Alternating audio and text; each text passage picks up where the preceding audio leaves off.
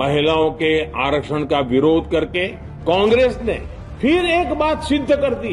మహిళలకు సంబంధించినటువంటి రిజర్వేషన్ చట్టంలో సవరణలు నిన్న పార్లమెంటులో వీగిపోవడం ఏదైతున్నదో ఇది చాలా దురదృష్టకరమని, ఈ బిల్లులను అడ్డుకోవడము ఒక చారిత్రాత్మకమైనటువంటి తప్పిదం. కాంగ్రెస్ దాని మిత్రపక్షాలు చేశాయి. చరిత్రలో చిరస్థాయిగా మహిళా ద్రోహులుగా ప్రతిపక్ష పార్టీలు నిలిచిపోతాయి. బీజేపీ వారి కుట్ర ఏదైతే ఉండేనో డీలిమిటేషన్, కాన్స్టిట్యూషనల్ అమెండ్మెంట్, దాంతో పాటు మహిళల బిల్లు పెట్టడము ఒక కుట్ర అని చెప్పి స్పష్టంగా ఈ బిల్లు ద్వారా తెలుస్తుంది. ఎందుకంటే మీరు చూస్తే 2023లో కాంగ్రెస్ పార్టీ ఏదైతే మహిళా రిజర్వేషన్ ప్రపోజ్ చేసిందో ఖచ్చితంగా మేము మద్దతుకు ఉంటాము, మా సహకారం ఖచ్చితంగా ఉంటదని చెప్పి అప్పుడు చెప్పడం జరిగింది. రాహుల్ గాంధీ గారు ఇప్పుడు కూడా అదే చెప్తున్నారు.